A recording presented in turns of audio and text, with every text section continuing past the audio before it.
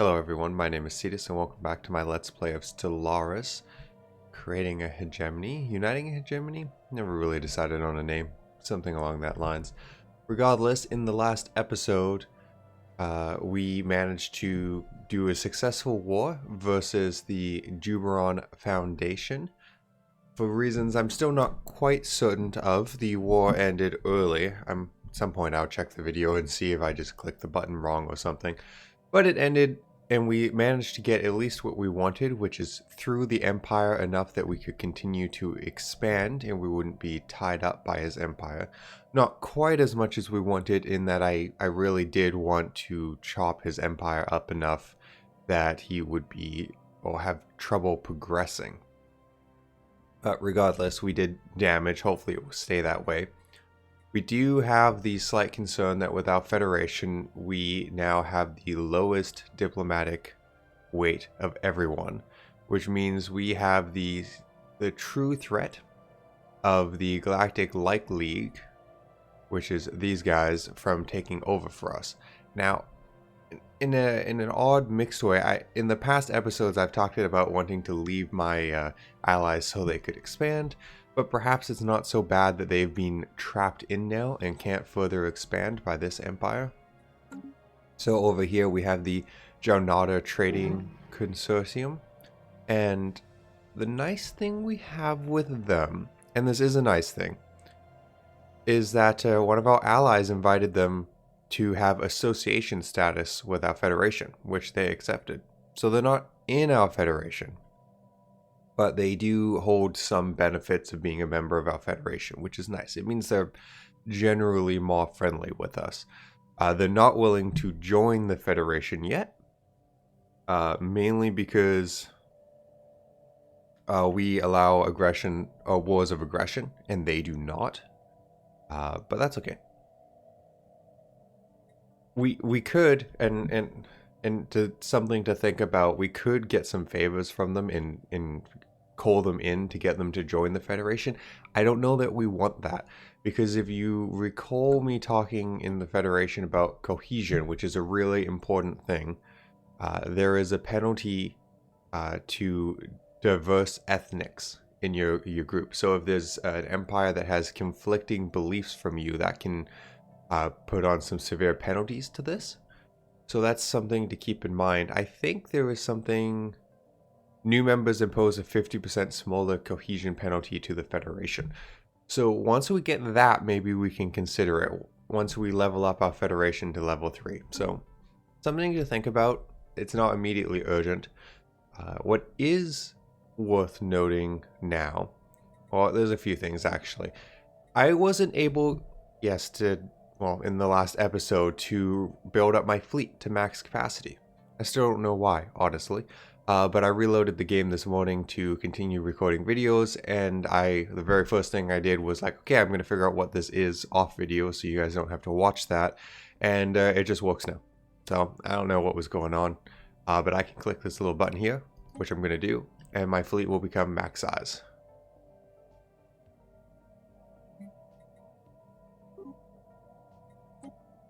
And apparently build an extra fleet for some reason, which I don't know why, but that's okay.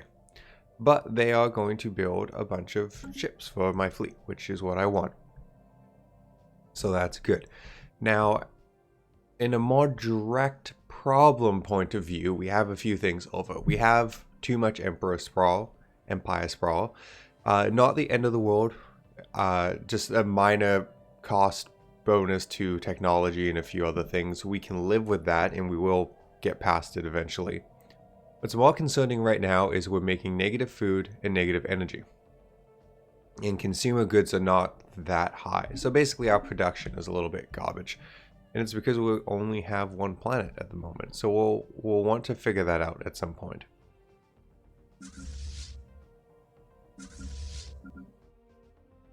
Sorry, I was just looking at my fleets because I think I want to come take out that 1K at some point here. But we'll see how that goes. For now, we're going to grab this to stop him expanding. I don't think he can get construction ships down here to expand from it, but let's just not play around. So we did explore there, so let's continue forward. There is a planet here, which is good, because we need, well, planets, quite simply.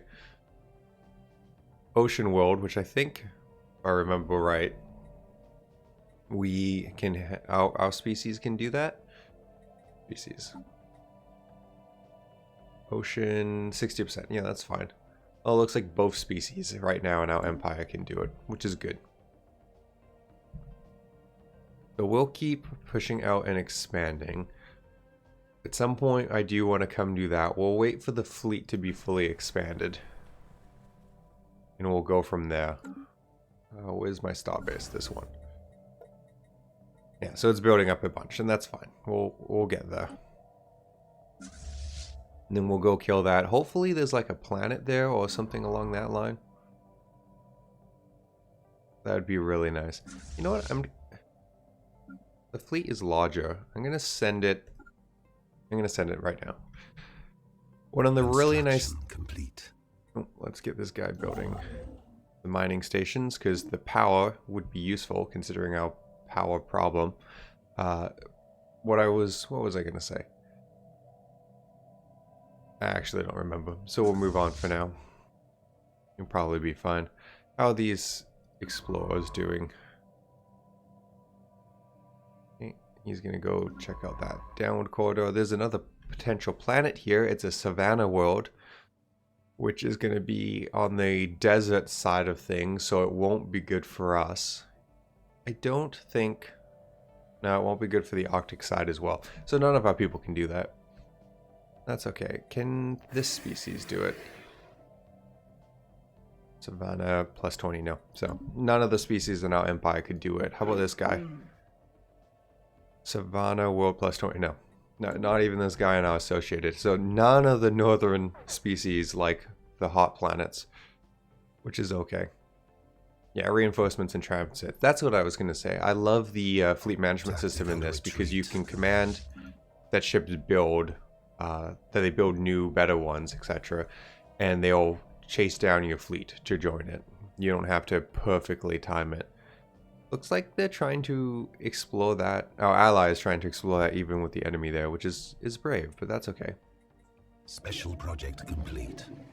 Space amoebas. These entities, so we can say easy prey again, get an immediate bonus and a bonus to killing them, fascinating creatures, or we can learn to coexist. We're going to go fascinating creatures. Updated. We're going to stick with that trend. It feels fitting to me, to the Empire. That's up the speed a little bit, because not much is going on right now. We're losing power and all that fun stuff, but that's okay. Actually, pause, come down here. You go explore that. And what we will want to do is send one of our fleets down here to fight this hostile intel. 560 is pretty weak. That's fine. Construction complete. Okay, go attack that. Great, we got another tradition. So we finished the expansion tradition, which gives us bonus to developing colonies, more populations when we colonize, and much cheaper star bases when we go out. Now we have to decide on what we want to do for the second one. We could continue down the Federation tree, which will save us, well, let's just take a look. So if we complete it, we gain, our trust cap is 50 higher, and our growth is 33% faster with races or empires. We will contribute more to the Federation naval capacity, which is fantastic. Our trade value of our empire goes up. Market fees are cheaper, so if we buy from the galactic market, it's cheaper to do, and we can secure shipping. So the base trade production, so we naturally have a higher trade production on protection on our trade empire, which is useful. I also want supremacy though, and this is an interesting one to think about, because if I rush to the end of this, it would be good, but again, we don't know a lot of empires right now. We're already friends with the one we know, and the other one we have no intention of being friends with, so there's not tons of benefit to growing this out quickly, other than the trade protection would be nice, but it would get us to another ascension perk quickly. and those are extremely powerful, like this 10% bonus to research speed. That said, I think we're going to grab Supremacy, because this is all about combat, and we have already proven to be a little bit of the aggressive point of view. So the bases, we can build more star bases, our armies do more damage, then we get faster shipbuilding, cheaper ships, ship upkeep is lower, we have a higher capacity for building, so naval capacity, which is this one up here. So our entire fleet, our fleet maximum is 20 ships right now. What is this one? Fleet command limit is increased by 20, so right now an individual fleet can be only 20 ships. So if we increased our naval capacity to say 40, we could have 2 different fleets of 20, but we couldn't have one fleet of 40. This increases the other one of those limits so that we could have a fleet of 40 in total, one single one, which is useful. Ship rate of fire increased by 10%, very useful, and orbital bombardment damage. And then starbase damage, defense stuff. There's just all sorts of good stuff. I think we're going to grab this, just because we have tended towards a bit of aggression. And then after that, we'll finish up the diplomacy one.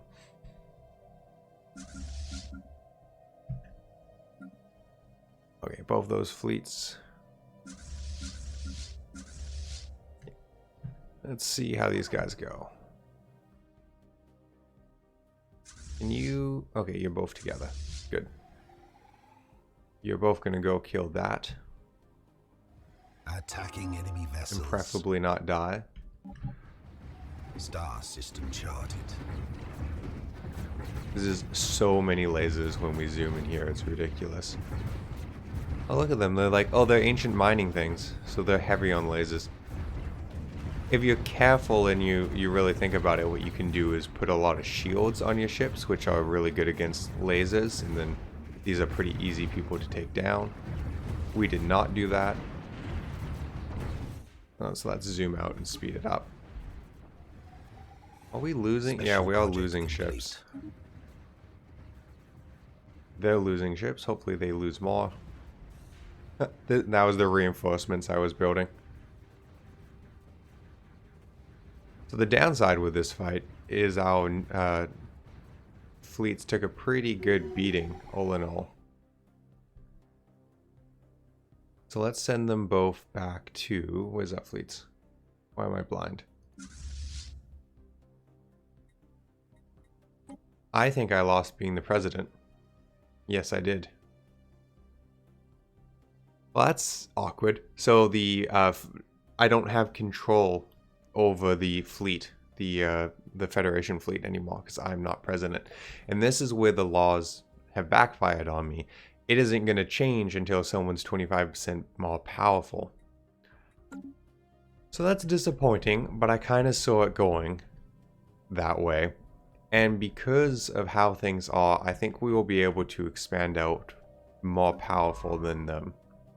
So we will survey. Oh, I forgot there was a natural wormhole here. So somewhere else in the galaxy there is a wormhole that connects to this.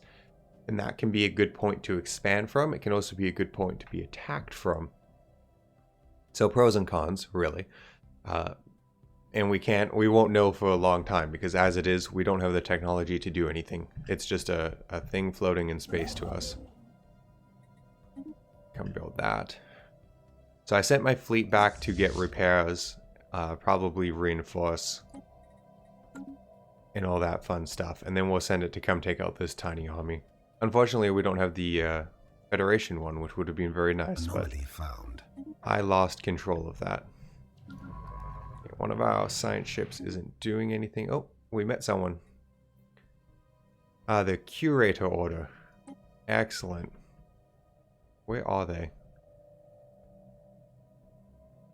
I don't see them.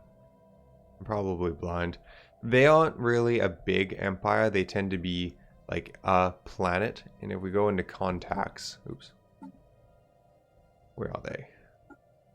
Curator Order, right at the top. So they are just like a space-bearing knowledge people. They collect knowledge. So we can say, can you aid us in our research? And they go, yes, we can.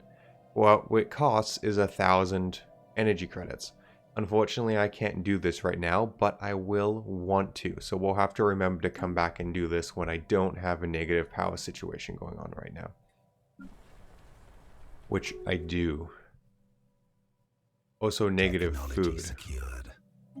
What did we research? So we got the research Star bonus. system charted. Now, this is when it becomes a little easier. Admin capacity would be good because we are above our admin capacity. But I think food, because we're just hovering over the acceptable, would be the better one. Because a flat bonus of 20% would get us back in the good graces. Now, we also can pick a new physics tech. And I think we're going to go with the admin AI. Bonus 5% a bonus 5% to research speed, flat to everything. That's just too powerful to put off. So we're done with that. So let's keep exploring that way. And keep exploring that way. We can't colonize that planet yet, but that's okay. We will be able to colonize that one though. So let's go to our... I was going to say let's build ourselves a colony ship. We don't quite have the alloy for that yet because we just rebuilt our fleet. That's fine. We can wait a little bit. Construction complete. Low stability. Okay. We'll deal with that in a second. First, I want to go build mining station, build a research station. Okay, so this planet of Coral Keep has stability issues.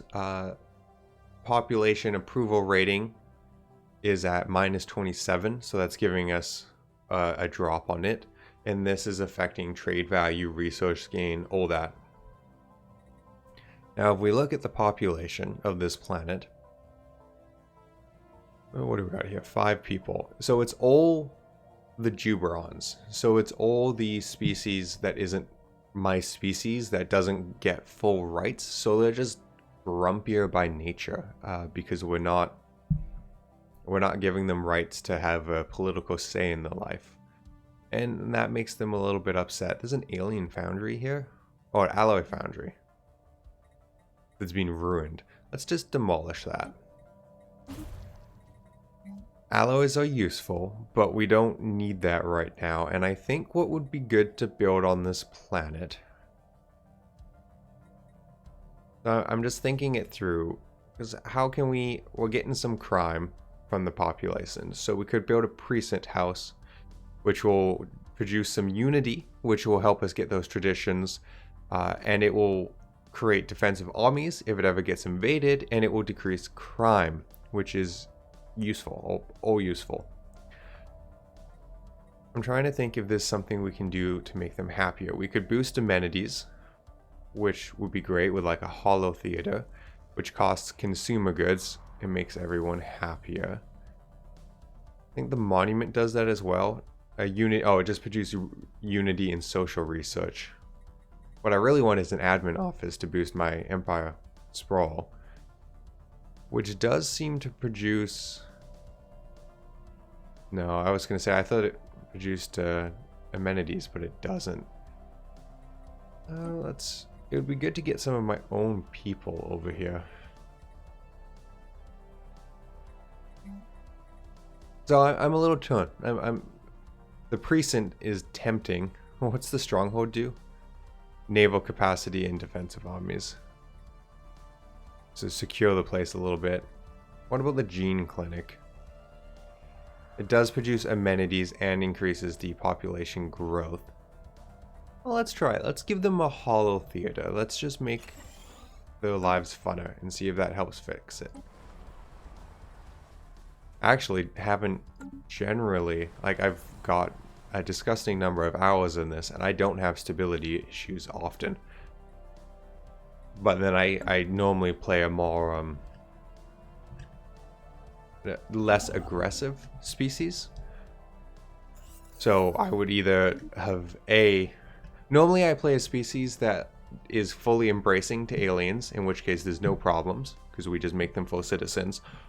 Or I play a species that's aggressively the other way and we enslave them. I've never played this weird in-between where we're not quite welcoming, but we really like them, so we wouldn't want to enslave them, but we're not going to give them rights in our empire. We might change that later, because it might be a little silly with not a lot of benefit. And I don't think, if we look at the species, they're actually pretty decent species. Oh, that's us. They actually are a decent species, right? Intelligent is useful. So what do we got going here? Oh, I forgot we have 2 space stations side by side. Okay, we'll keep that until the next war is done. Long term, it makes no sense to have a space station here, and we'll probably rip it down. But since we're going to end up at war with these people again, we might as well. Technology Another secure. Savannah world. We can get desert technology. That would be great.